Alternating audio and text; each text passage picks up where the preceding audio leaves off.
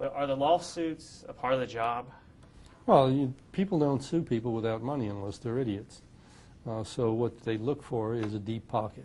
You'll have people that come in that haven't taken care of their personal health, their personal dental care, their personal hygiene for 10 or 15 years, have led a dissolute life, drug use, substance abuse, tobacco abuse, health abuse, and yet as soon as they get inside the jail, they decide they're going to sue Maricopa County and the Sheriff's Office to recover for basically their own negligence in maintaining their life. It happens.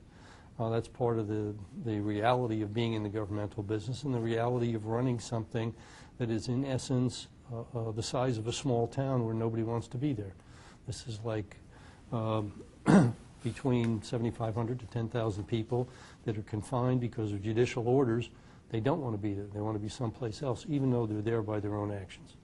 So to consider that they want to foist off responsibility for their current position on somebody else, many of them are in jail for having done that most of their life. You get an enormous amount of litigation filed by inmates because, quite honestly, under our system of due process, most of the people in the jail are innocent because they have not yet been proven guilty either by a jury or by entering into a plea agreement. That guarantees them a rather wide array of rights as inmates. We, in fact, pay the postage for mailing their subpoenas out. We actually hire runners in order to pick up their litigation and to sue us. We pick up the lawsuits and file them in state and federal court so that the inmates can sue the members of the Sheriff's Department as well as other county agencies, including Correctional Health Services, public health, a wide array of other individuals. So we are paying basically the litigation against us by inmates. In the past, we've had such diverse claims as when the Sheriff Arpaio decided we're no longer going to have hot coffee in the jail, and for a good reason. Inmates were actually using the cups to fill it with urine and feces and throw it on the officers. That ended hot coffee. When that happened, we had, I think, the first 10 days to 2 weeks, about 40 or 50 lawsuits alleging that depriving somebody of hot coffee, even though they didn't have to pay for it, was unconstitutional. All of those suits got dismissed rather quickly. Similarly, when we had questions about visitation, curtailing visitation because we're in tough economic times, the Public Defender's Office started a lawsuit against the Sheriff's Office, and about 25 or 30 other public defenders joined in on it, and a raft of about 150 inmates. All of those suits were either dismissed or we ultimately won, and all of the actions were settled in favor of the sheriff after it went to the Court of Appeals. So we get a lot of fairly foolish ones, and I'm not saying all of them are, but the vast majority of these lawsuits are simply idle hands having nothing better to do. And you have to pay to defend. We have to pay to defend because otherwise a default judgment can be taken against the county and against the Sheriff's Office, and then we would have to pay or fight to reverse a default judgment. So no matter how idiotic the lawsuit, even if it's written in crayon on the back of a shirt board, we would have to respond to it as we would any other serious lawsuit. And you've had them written in crayon before? Oh yes, we had them written in blood. Had one fellow who decided to write a pleading in motion in blood, and I got the call from the judge's secretary who didn't want anything to do with it, and we had to go over and get a sealed bag to put the pleading in, but it still had to get heard by a judge. Wow, interesting. So since Arpaio's been in office, the county has now paid, and this is what the county gave me, more than $50 million on verdicts, settlements, attorney's fees, and other litigation expenses. They break it down. This one is, claims, has a date there. This one, these are non-payments down here, and then the actual amount is down there. Okay, now this includes everything under the sun. EEOC complaints include equal employment claims by people who were fired. Generally, people who get fired are unhappy. They got to blame somebody for them no longer being employed. They want to blame the employer. Out of that, that's $2 million right there. The jail claims are $22 million total, and that's over 17 years. Yeah, since he's been in office. That's just a little bit more than $1 million a year. And in fact, if you look at it, the jail claims, which is where the sheriff gets the brunt of the accusations, is $22 million. I'd like to add something else, too. Risk management can't separate this out because I've asked them to. But if someone claims that their dental care or health care, the medical care, is below average, or they have a complaint about it, or they claim malpractice, when they are an inmate within the jail system, they don't name the doctor first. They name Sheriff Arpaio. Why do they do that? Publicity. That's the reason you're here interviewing me right now. And you're not interviewing somebody who represents a nice doctor or nurse. The inmates and the plaintiff's attorneys that represent the inmates who bring those claims know that they get the publicity if they name Sheriff Arpaio. They get nothing if they name Dr. Kildare or Nurse Spencer. But we don't cover those cases. Absolutely, that's included in these claims. But individually, they don't get attention. Which ones don't get attention? People complaining about their dental care, hygiene. Sure they do. You report on them all the time. We have a major case that's pending right now where a diabetic who had been a multiple arrestee in the past came into the jail and failed to disclose her diabetic condition. In a phone call, she alleged this to her boyfriend, that this would be good because she'll be able to go into diabetic shock and get out of the jail and go to the Maricopa County Medical Center.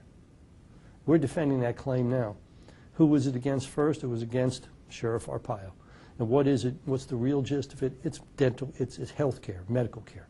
In fact, what it is an inmate who lied, took a bad risk, rolled the dice, got a bad result, and now everyone's going to blame the Sheriff's Department and Correctional Health. But is $50 million not a lot of money? $50 million is a lot of money if you or I have to write that check. Is $50 million a lot over an 18-year period when you're running the third largest jail system in the United States? Probably not.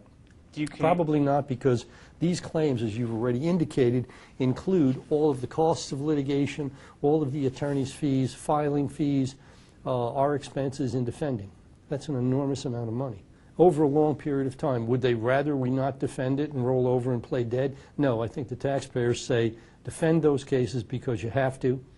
And I think if they would like to, they could probably look. One of the great difficulties here is a lot of plaintiffs' attorneys file these cases with one little allegation of a civil rights violation of some nature or another. The problem with that is that under the Civil Rights Act, which is a federal statute, if it's in federal court, the individual plaintiffs can then recover all of their attorney's fees. We don't get that option ever. No matter how ludicrous a case is brought by a plaintiff, even if we prevail instantly on a motion to dismiss, we don't recover our attorney's fees. We're always on the hook for it. And that's a real problem. That's an inequity in the system. But we have to deal with it because that's the constitutional standard by which we have to operate. Do I think it's fair? No. But it's not just attorney's fees we're talking about. There have been multi-million-dollar verdicts and settlements in this case, in these claims as well. Over 18 years, very few, I think. There is a handful of million-dollar settlements, a handful. So has the Sheriff's Office been negligent in those cases? No, I don't think so. I think that you can look at several of them. One of the biggest ones was a $8 million settlement back in '96, I believe it was. And it was settled by the insurance company. It was not the taxpayers' money, and I think it was ill-advised. It shouldn't have been settled then. It shouldn't be settled today. So what about the verdict? Do you think that wasn't a verdict. It was an $8 million settlement. Right. Well, you have Norberg and that was a settlement. Agster was a verdict. Agster was a verdict, and the verdict was primarily against CHS nurse. There were $8 that were $8, $1 for each one of the detention officers who were there during Mr. Agster's restraint. So that's $1 per officer. I can live with that. That's pretty simple. But in this, I mean, this is strictly, because I was asking if CHS was also included in this, and it's not. This is separate. That's interesting because in settlements, the Risk Management Division has never been able to separate out correctional health from the Sheriff's Office. And when they settle a case, they settle it for the county. They don't settle it individually. And they don't allocate responsibility or fault. So if they're saying that now, they're changing their tune 18 years into this game. Because the question I had was, do the figures in this chart reflect any cost incurred by correctional health services? The numbers strictly pertain to the costs associated with the sheriff's office, correct? She said the information you have only includes MCSO information. Those are claims and lawsuits that list Arpaio as the first defendant. There is no way that risk management has ever winnowed those out. So the clever plaintiff names Arpaio first, even if it's strictly a health claim, and one of them, Wilson, was a case where the individual was injured in the jail, went to the Maricopa County Medical Center, and died 60 days later from sepsis, from an internal injury. That was alleged as a jail death. It wasn't. But so the county's insurance deductible has gone from $1 million to $5 million. That's a business decision. The business decision is because it reduces the amount of the premium for them. They know what they want to cover. The Risk Management Trust was set up, I think, back in the late 60s so that the county can do a great deal of self-insured coverage. And then you get levels of insurance above that. And the county goes back and forth in that. At one point in time, the county was totally self-insured. And that means they covered everything up to, I think, except an excess policy above $10 million. So this kind of business decision is determined by what they get in on bids from the outside agencies, the insurance agencies that do the coverage, and that's really driven by the economy, too. And so you don't think it had anything to do with the settlements or the costs that's incurred with the No, the sheriff's last time I checked with risk management, they said that had nothing to do with it.